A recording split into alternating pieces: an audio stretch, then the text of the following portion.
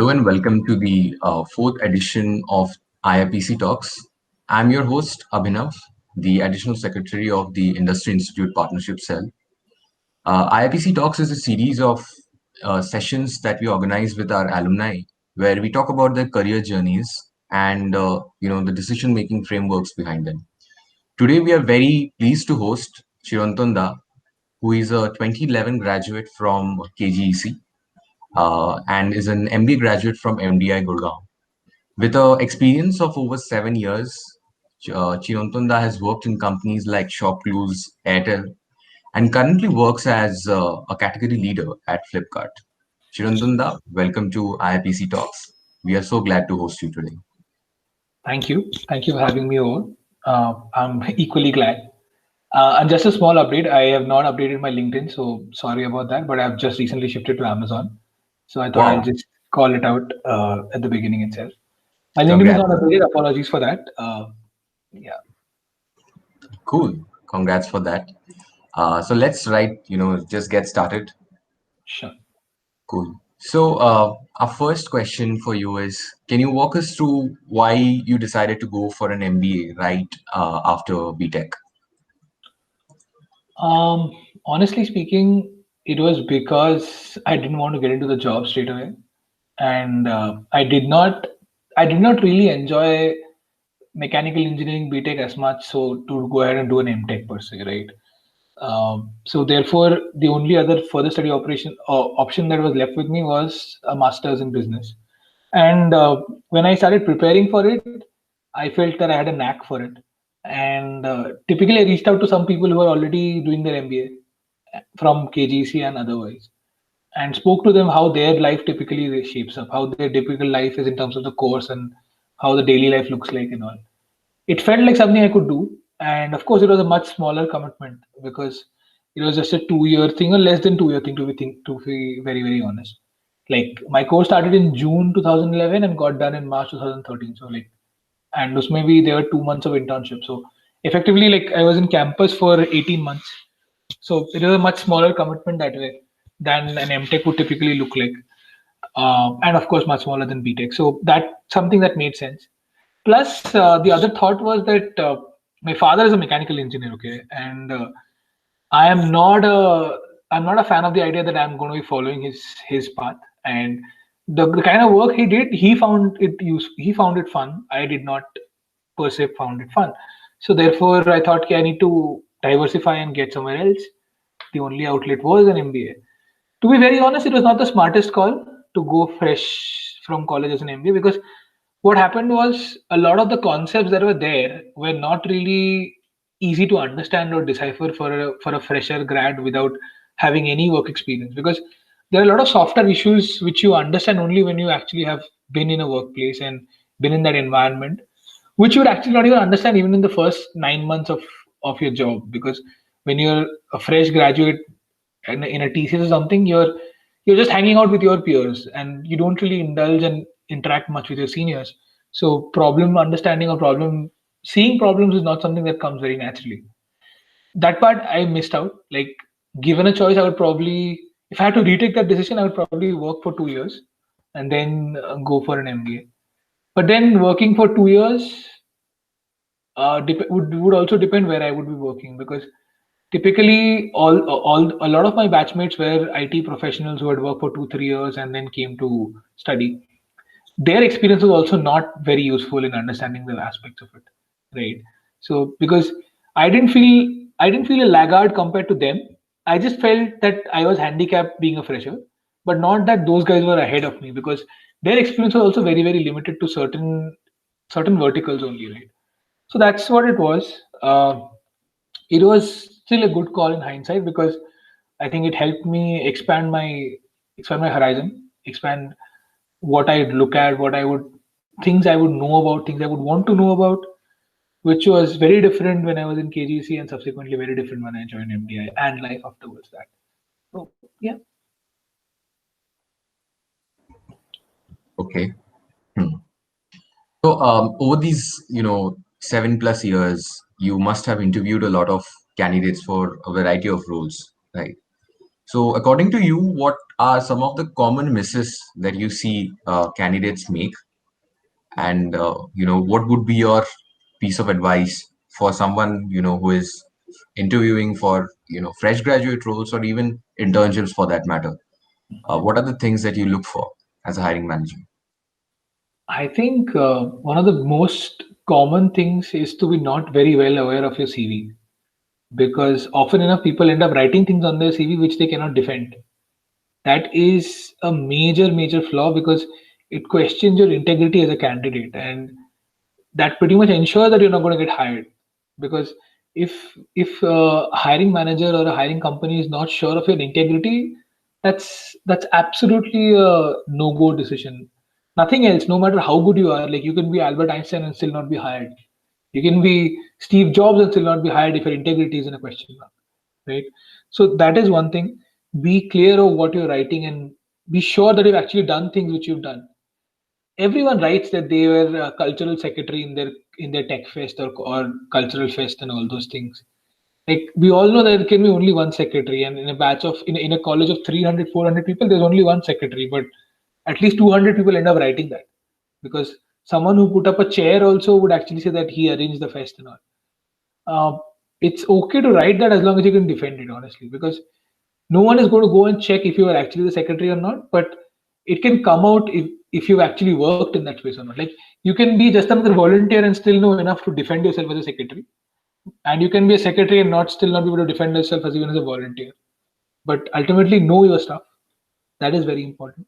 And similarly for academics also, like if you know things, you only claim then. Because for example, so like in a mechanical engineering scenario, if you are confident about thermodynamics and or power plants, only then you go about it, because the questions can be in so many different aspects of it, and practical applications are very different, right? When you do a problem in a book problem, the efficiency of a power plant comes to be around 85%, whereas if you go to the factory, it will be something like a 46.5%.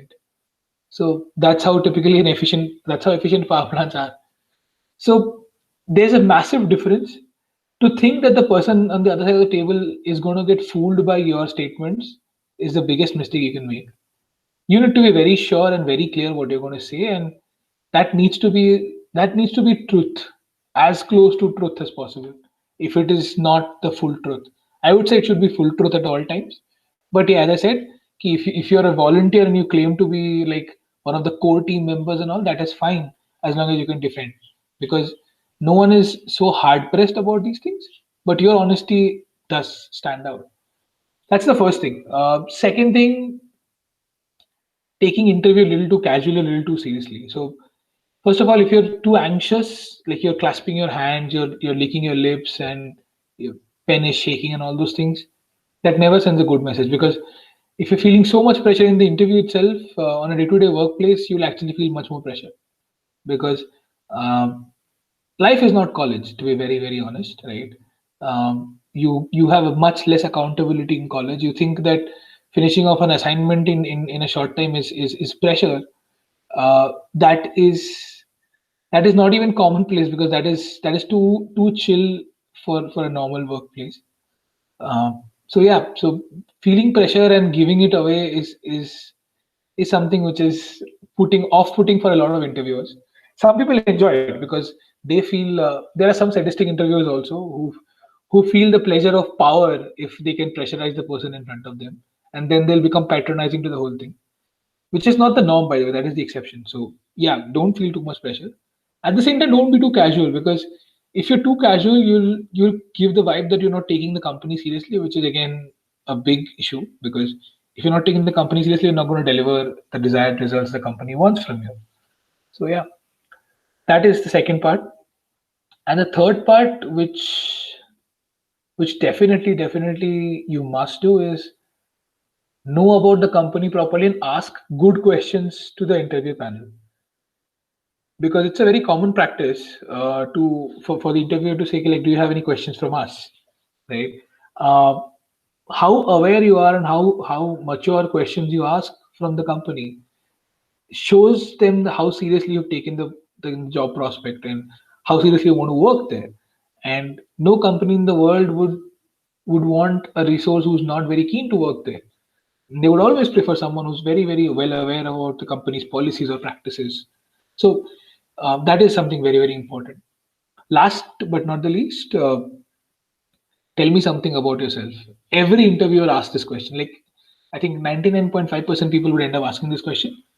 Um, you can take this answer and you can make whatever you want to, because this is that one ball which you can hit for a six, or you can get bowled by it. Because if you're not prepared, you will just say vague things and then they'll go into their way of questioning. If you're really prepared, you can actually steer things in a way that they can answer questions, they can ask questions as per your liking. So for example, say as a computer science engineer, you are really interested in say something to do with data science, but you're not interested in something to do with I don't know, what do you call artificial intelligence per se or machine learning, right? Those things, those things go hand in hand, and those things go different also. But say if you just mention data science as an interest, the person can actually ask a question on machine learning and actually screw your claim that you're a data science expert, because there are multiple usages of data science. But then you say, okay, fine, I do data science to understand consumer behavior, and subsequently I want to create models and so on and so forth. Then the questions become specific. So you can actually guide the interviewer with your answer or tell me something about yourself, or you can just let it be an open field and then get bowled over by subsequent questions. So yeah, these are the major things, and these have remained as flaws for over the years. Like, I have made the mistake myself multiple times in interviews, but yeah, over the course of time, at least the basic effort of taking the interview seriously, not getting too pressurized, asking good questions, and being thorough with tell me something about yourself. Because no matter what is the role that you're applying for, there is some aspect of your personality which matches to the role requirements, which you can highlight during the answer to tell me something about yourself, right? So uh, it could be that you're a mechanical engineer or an electrical engineer sitting for a TCS interview, and you don't know anything about C also for that matter. But you can talk about, I am a very logical person. I like problem solving. I like deduction, and that will tell you ki, like how you design an algorithm. Because at the end of the day, algorithm might be written in a particular nomenclature, but the thought process behind algorithm is same for everyone, right? It's about the logical structure, and then maybe someone will give you a puzzle as a question, and if you solve the puzzle properly, you get the job. It can be as simple as that. So yeah, I think four bullet points. Those should be taken as absolute Bible, because they would very rarely ever fail you. Other things can fail you. I'm not thinking if you do these four things, you'll definitely succeed, because of course it's a function of a lot of things. But yeah, these four things very rarely ever fail you. Great. I think these points are very exhaustive in nature as well and give a 360-degree view. So, over the past decade, India has seen a rise of startups in India, and also the nature of roles has changed a lot. The types of roles that are being hired for, the types of skills that are needed. So that every time there's a cycle where people need to get upskilled, right? Yes. So, you have been in the industry for a while now, and with COVID-19, a lot of digitization that was supposed to happen a few years from now got accelerated and is happening right now. Like Yeah. companies are embracing remote work. Things have changed completely. So, what, according to you, will be the skills or roles of the future? In the next decade. So I think it was a McKinsey report which said 30% of the jobs that are going to be there in 2030 have not yet been created, and 50% of the current roles in terms of employment numbers would be deemed redundant in the next 8 to 10 years, right? So your guess is as good as mine in terms of what is going to be the scenario in 10 years time, because there is going to be a lot of technology that is going to come through and define our daily way of living and how the world works, which has not yet been discovered probably, not yet been implemented properly, right? Uh, the only thing that can definitely keep you relevant is the constant upskilling. And when I say upskilling doesn't have to be getting an official course done or something, right?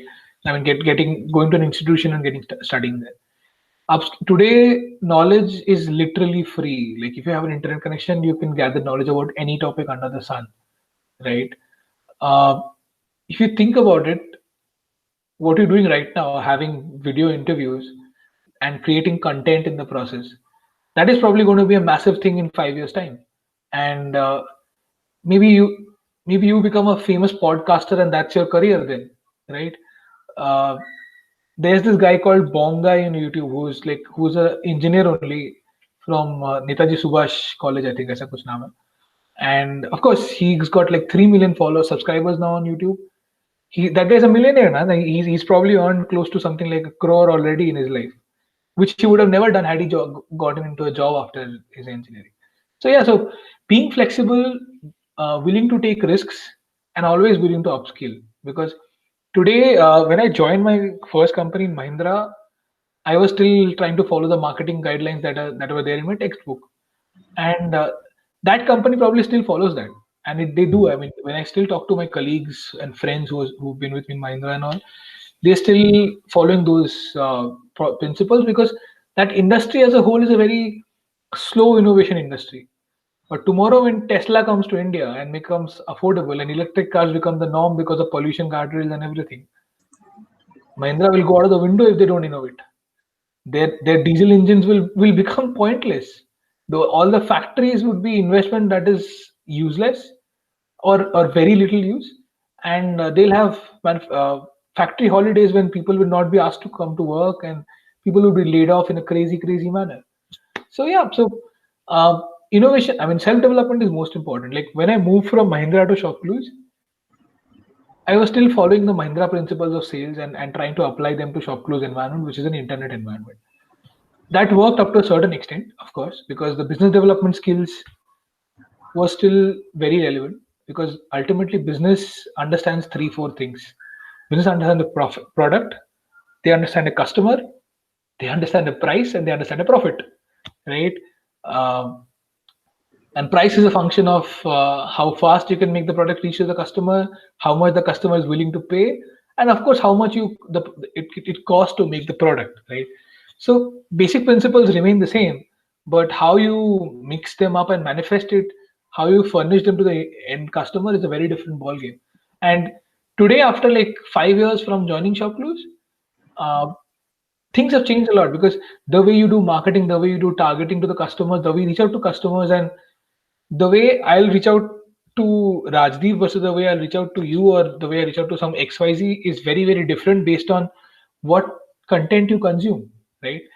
Based on your purchase behavior, based on your past purchases, based on your past products that you've looked at, and what you already bought. Like if you already bought a geyser in the last 3 months, the chances of you buying another geyser is very less, because unless you have multiple washrooms in the house and you need it for all the house, right?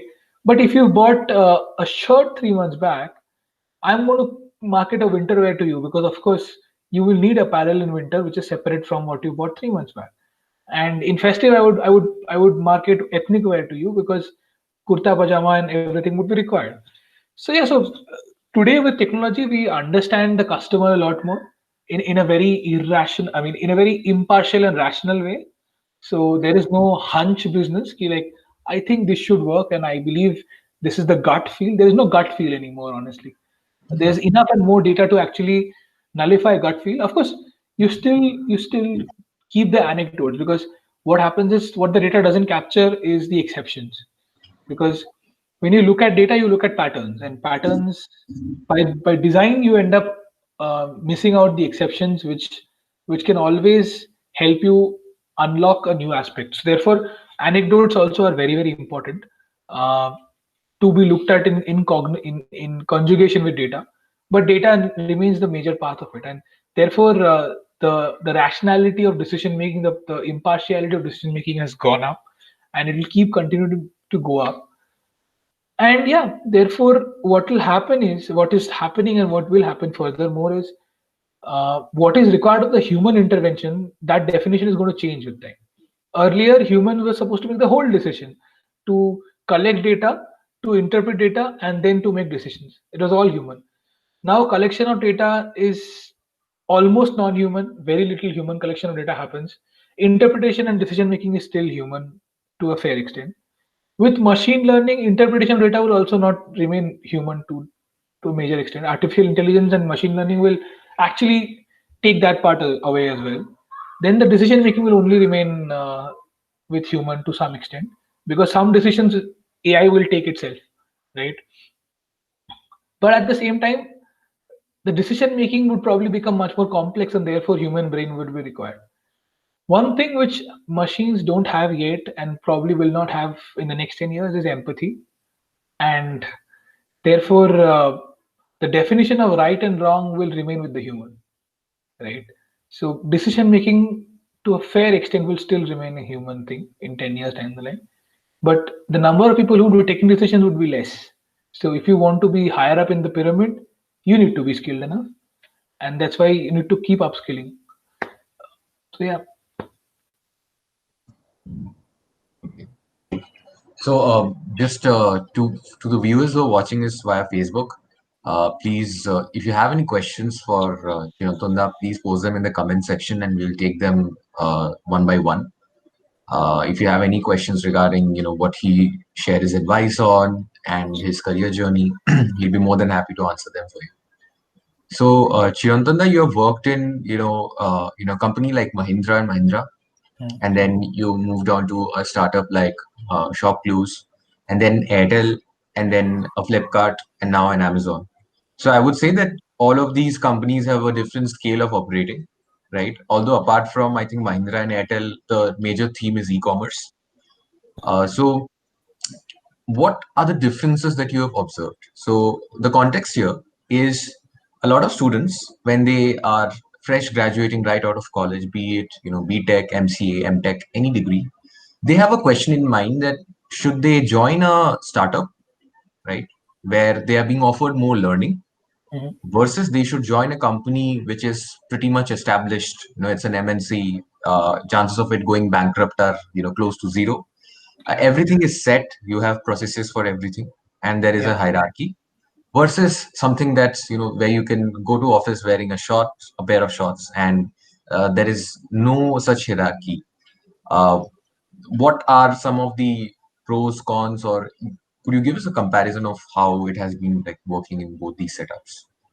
Okay, first of all the opinions are going to be personal opinion based on personal experience. So it might or might not apply to others, and it Yeah. can be very subjective, right? Yeah. Yeah. So coming to the part of dress code and all, I don't think we are going anywhere to work anytime soon. We're all going to be working in shorts and t-shirts only, no matter which company you're part of. Like if you're a consultant, probably you'll wear a shirt and a tie and a suit and then shorts underneath. So work from home, there's not going to be any dress code for sure for a while. Yeah.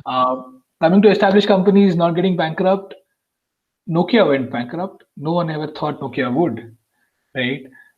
In the past, a lot of big companies have failed, and any company can fail. Chances of failure might be less, like as you said, big ships take time to sink, but Titanic did sink. So there is no definitive way of saying that something will not go bankrupt, something will go bankrupt. Harley Davidson recently stopped India operations, which was unforeseen considering the market they were gaining. But they've taken a call because they realized that there are things which they can't control, and those things are impacting their business decisions in a big way. So it's not an ideal environment to be in. It's going to be a loss-making proposition. So they've taken a call. Yeah. And typically the people who are working at Harley Davidson India are now looking for all other jobs. Who would have thought that this company would be lasting here forever? Right. Anyway, coming to a clear-cut comparison without getting into corner cases, startups, pardon, startups give a lot of learning. And in a startup, a 2 year in a startup is as good as a 5-6 years in an established company. And I'm not even exaggerating here, because the kind of problems you face and the kind of growth you witness in terms of the company's business as well as your personal growth, the diversity of solves that you bring yourself with, it's unmatched. It's absolutely unmatched. Like whenever I talk to someone in an established company who's working there or who's trying to, I mean, maybe for some interview or something else, they ask me what is my work experience. I say in Mahindra terms, my experience is like 25 years right now, because Shopclose was like 2 years of Shopclose was like 5-6 years of Mahindra. 2 years of Flipkart, easily like another 5-6-10 years of Mahindra. Hmm. Yeah, so like it's like that. That's how much you cram it, right? Like in 2 years of Shopclose, I saw the company grow from 300 people to 1,500 people. The business grew like 4x. The company valuation went from 300 million to 1.2 billion dollars, and then the company failed also. So like the whole cycle I saw, which for someone to see in Mahindra, I think no one has seen that. Like probably Anand Mahindra has, but he's not seen the failure yet. So yeah, that's the thing. If you're willing to prioritize learning, definitely go for a startup.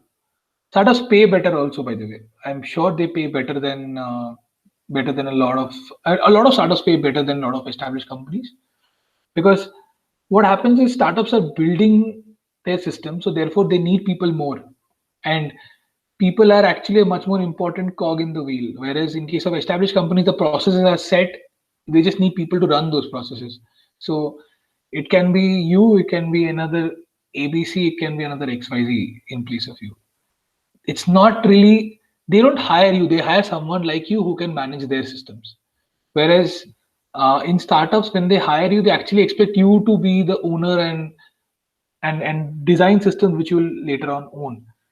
So personally, for me, I enjoy startups more because there's freedom. There are more frustrations also because there's a lot of stress. Like in a established company, you can actually get done in 8 hours working, 9 hours working.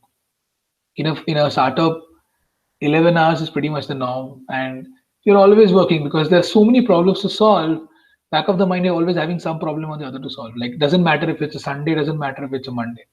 It really doesn't matter if it's 12 p.m. or 12 a.m. So, and you're always there on WhatsApp talking to someone or the other. And typically what happens is politics is a little less in the initial stages of a startup. When the startup becomes big, then the politics becomes sizable. Whereas in established companies, the politics part is obviously there in a very established manner. Like you have your camps, like people have their preferences and their not so preferred people. So you have to be in good books and all. Whereas in case of startup, because you're solving the problem, as long as you're solving problems and doing your work, you're going to be in good books for a while. Like today, Flipkart is as a big org is no longer a startup, but still it behaves like a startup, right? So therefore, for most part, there is no concept of good books and bad books when the work part is there. But yeah, in appraisal, that still matters. Like if both of you are performing at a level of 80 out of 100, which is a very good level, and one of you is in good books, then you know which one of you is going to get the promotion or the better hike. So those things will happen. But yeah, I mean, personally, I've always enjoyed startups more because generally they end up hiring smarter people because people are more important to them. I mean, the performance of the people. Um, Not the case with established companies because, as I said, people are just the means to the end and not the trailblazers. So if you have the desire to learn and desire to grow fast and be more relevant in the world, go for a startup because you're solving problems which will help you become a better problem solver in the future, and you'll be more relevant. Like in Mahindra, I was selling cars, okay, and selling cars is a very established process with very little innovation in that process. Like there are 100 people who will come for a walk-in. Out of that, maybe uh, 40 people will take a test drive. Out of that, maybe 25 people or 20 people will do a booking, and then out of which, say, 15 people will end up buying the car, and then 10 people will postpone the purchase based on their cash availability or them getting a loan and stuff like that. That process has not changed from 1990 to 2020.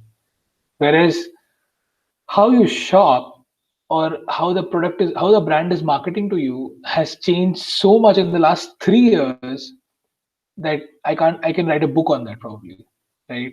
Um, the amount of money you spent Okay, by the way, today is the fourth anniversary of demonetization. Like pre-demonetization, post-demonetization, the world changed so much in India.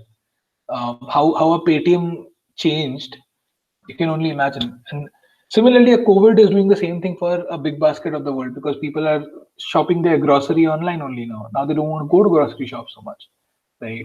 And same thing is happening for something like a pharmacy because elderly need their medicines and they need their medicines delivered on time, but they can't go to the shop because it's a risky proposition. So yeah, so these things will happen, and the world is going to be more and more unstable place, and you need to be more and more agile, and that is what startup teaches you. uh, Being risk averse and going to an established company is definitely a personal choice. And with time, the risk appetite goes down. That is a fact. Because with time, when you're getting out of college, you're 22, 23, 24, whatever you are, you're a single individual, maybe dating, whatever, but still you're not married, you don't have financial responsibilities per se, you don't have much of a baggage. As you go, you have a home loan, you have a car loan, you have a married family to support, you have a baby probably, and all those things.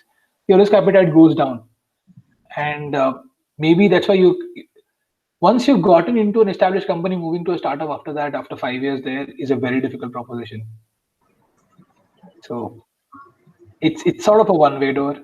That's how I would like to see it because yeah, I did not enjoy going to Airtel after shop close because from a startup to an established company, it was very boring because I had to take so many permissions. I could have developed a solution by then and got it down to the ground in shop close. That was the problem. But even then, I was happier that I had shop close by my side because I could come back to Flipkart. There are people who move from Airtel to Flipkart and they've cried ever since. Hmm. Like I know seven people who moved and only three survived for 2 years. Others quit because it's the other. I mean, the journey is much more difficult to do from an established to a startup rather than the other way around. Yeah, I think as youngsters you should take risks, man. You're not going to be able to take risks when you're 32, 33, 35 because by that time you'll have a home loan and EMI and a car loan EMI and mutual fund investments and school fees of your kid and certain fixed expenses of your family and so on and so forth. Take the risk while you can. That's what. Right. That's a very sane advice, I would say. Okay. So one last question that a lot of students have. Okay, so we have received a question from the chat. Let's take that first. Sure. The question is from Miss Sharmishta Bhattacharya, and she asked that can a mechanical freshie join a mech based startup? Also, are there any mech based startups in India, and does it hire freshers? I think startups for certain roles they're more than willing to hire freshers. For certain roles they don't want freshers at all because if there are roles which define their way of operation, like the decision making roles will never be a fresher because they need some relevant experience before you take a call. Because remember this, that startups can only hire a finite number of people. They can only hire less number of people and maximize the output. Therefore, hiring a fresher and grooming a fresher is not part of their wage bill, which an established company can do because they can do succession planning. They have enough cash in the bank.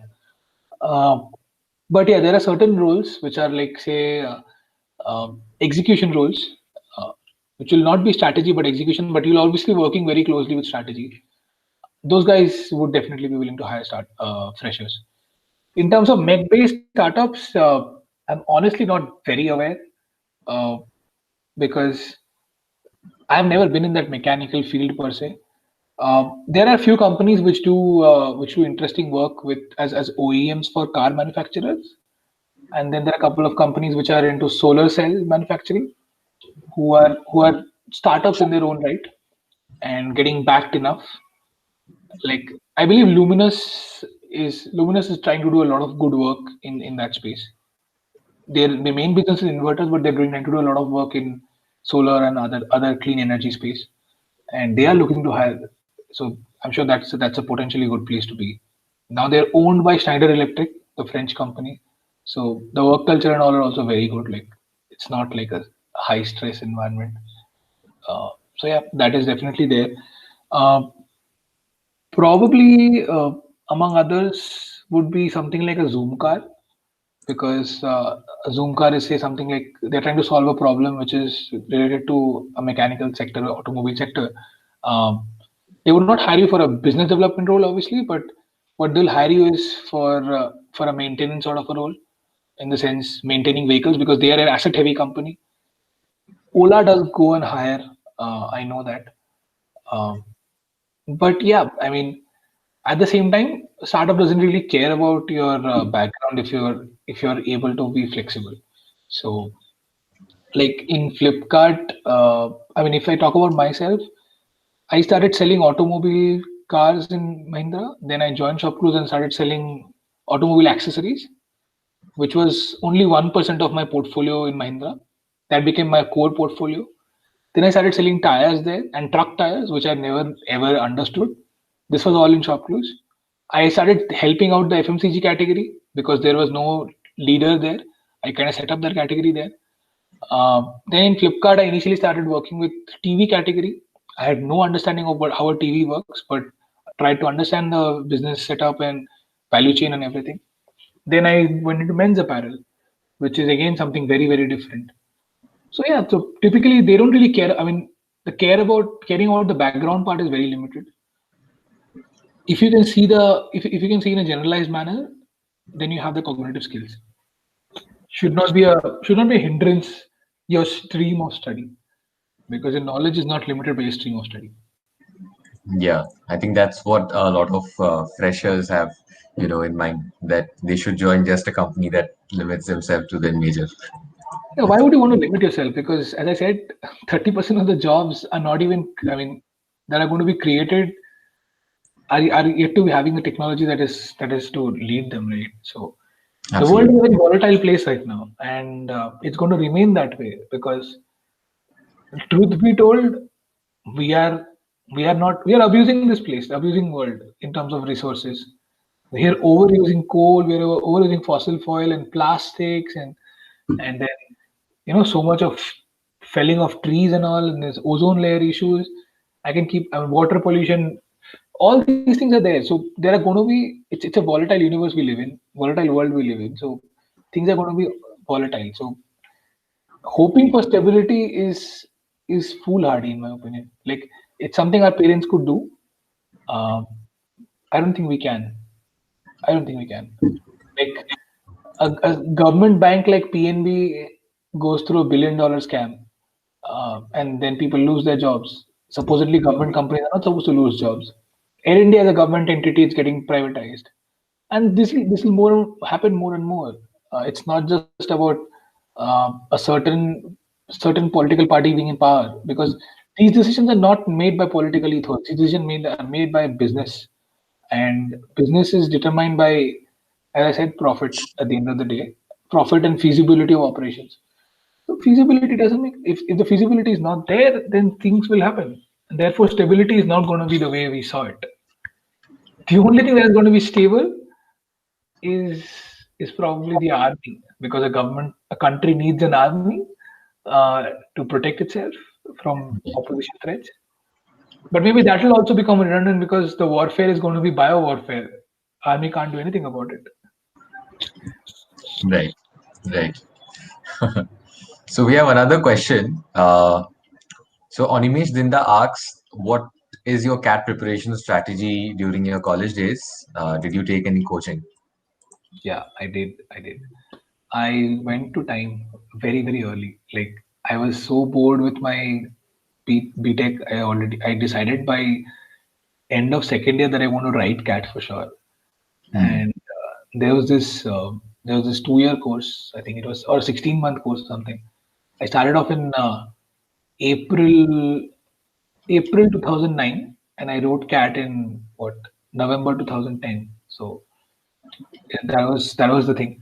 Um, it was good. Like, it was a slow process, but yeah, I don't think you need.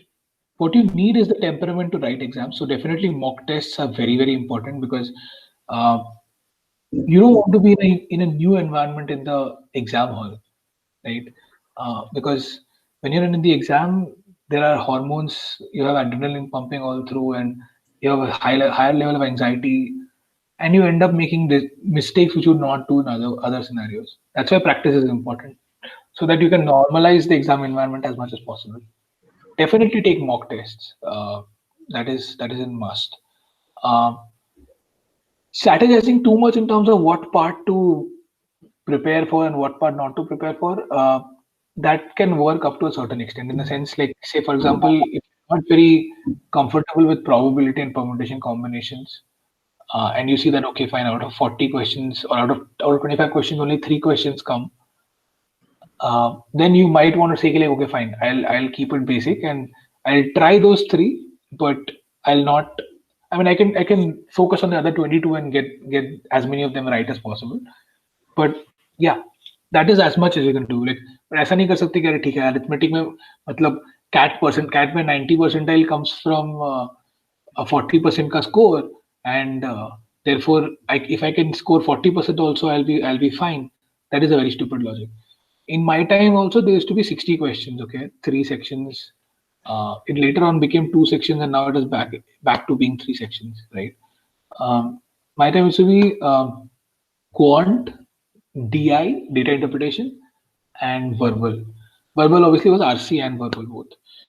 There were 20 questions each, 60 questions, and a lot of people did this. Like, okay, fine, we'll try and do 40 to 45 questions exactly correct, which you can't do. Like, that is the most stupid strategy to have.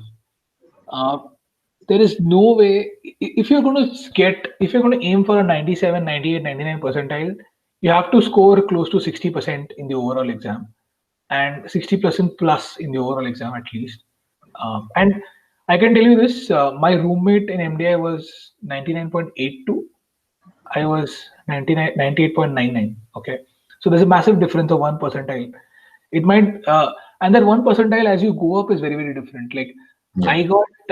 I got 280 or something out of 450, and he got 315 out of 450. Okay. So that's like a 40 marks difference, uh, which is almost a 10% score difference on a 450 base. That's a 10% score difference that came through, 8%, 9%, whatever it is. Whereas when you look at like the guy who got 91 percentile and the guy who got 96 percentile, their gap was 20. So 5 percentile could get packed in 20 marks, whereas here it was 1 percentile for 40 marks. So that's how the things change. So you have to take risks. You have to take educated guesses. Like, I remember, I marked all the 60 questions, and I think I got somewhere around 52 right, or 50 right, or 55 wrong, and therefore net it was somewhere around 45 or whatever it was. Okay. Definitely go for higher answers. Like, you have to answer. You can't leave it at the end. Like, this is not this is not a Rahul Dravid style innings. You have to take your chances. You cannot leave balls and expect like the bowler to bowl to you and hit boundaries. No, you have to reach out to the ball and hit boundaries. Fair If you point. get out, no bad. Yeah. Just 3 weeks down. I think we have it on 29th. So a lot It's of okay. It'll be fine. anxious. It'll be fine. Honestly, it is. It is not a very difficult examination. It's made to be. It's thought to be more difficult than it actually is. Because uh, if you ask me, GMAT is way more difficult because GMAT is adaptive. So Right. all that business is not here in CAT, because if you're beyond a certain level, you're going to smash the exam in CAT. That is not a guarantee in GMAT. No matter how much you prepare, things can go very different in GMAT. So it's good. Like, CAT is still much more predictable. Just need to be calm and self-assured. Cool. So one last question, since we are running out of time, let's take this question from Abhishek.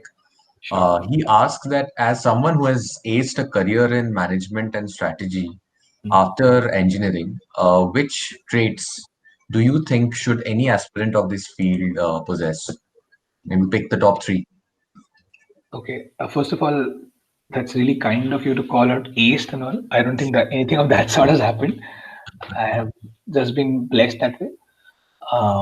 But yeah, so if I talk about traits, I think The most important thing is to be humble. Um, Humble in the sense, not be a doormat, of course. That is not what I mean. Uh, like as I say, Bangla, call it Binoy and all. No, तुम गोदो गोदो और कुछ नहीं.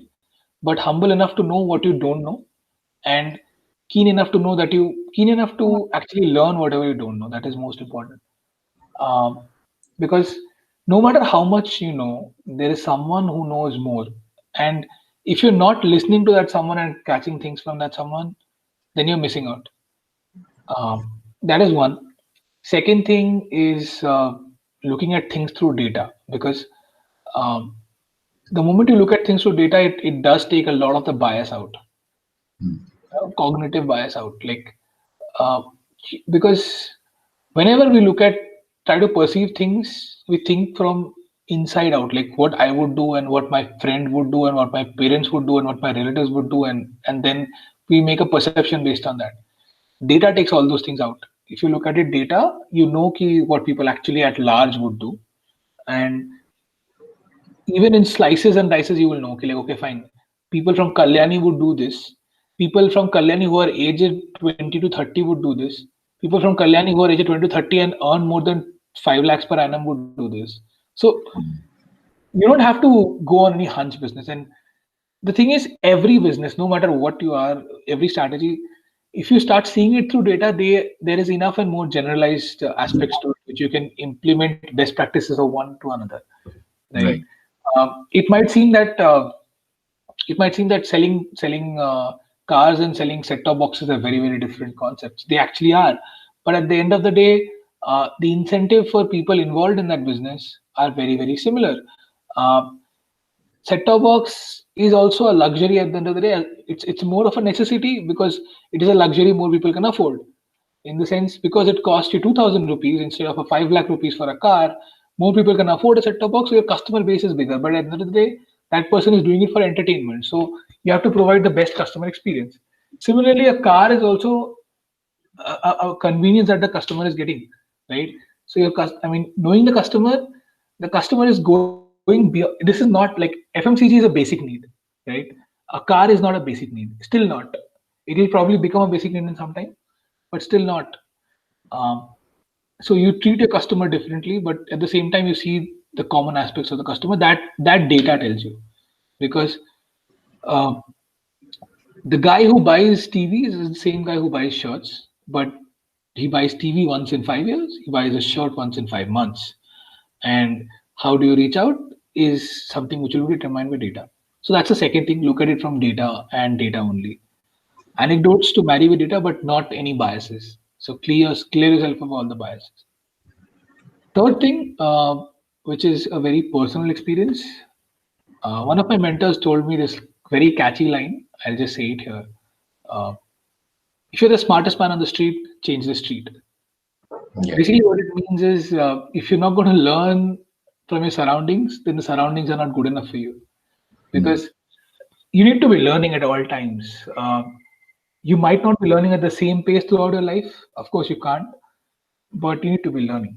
And if you see that there is no learning, if there is no one to look up to around you, then you need to get a new set of people, because uh, there's a saying which goes like, you're the average of the 5 people you spend most time with. Right. If the average of the 5 people you spend most time with is beneath your current level, then you're going downwards. That needs to be stopped. So yeah, that's about it. Cool. All right. Okay. So with that, we come up. We are almost 50 minutes into the session. I don't know how that time passed so quickly, but Chirantanda was pretty point on all his answers. We never saw him, hesitate to answer anything, and it was such a pleasure hosting you, Chirantanda. And even after so many years of graduating, you took out the time to share your experiences and your views with the undergrads and postgrad students right now. So Pleasure. the entire student body and the faculty team of IIPC thanks you for your time, and the entire KGC community is very grateful that you took out some time and shared. It's okay. I mean, you don't have to embarrass me now. It's okay. Uh, but seriously, very good initiative. I mean, I wish we would do this when I was there in college. It's mature of you a lot to actually take such steps and do such activities because we were pretty lazy back in the day, and we would not do such things. We would just sit in our hostel and play Counter Strike. Good Yeah. thing you guys are not doing the PUBG thing with the same and doing other things as well. Keep it up. Keep learning. All the best. And just remember this: no selection or no rejection is final. Life is really really long. No failure defines you. You always have a second chance. No need to do anything stupid because something didn't work out. Something there is no end of the road. This is the bend. Right. So with that, we'll come to an end of the session. Uh,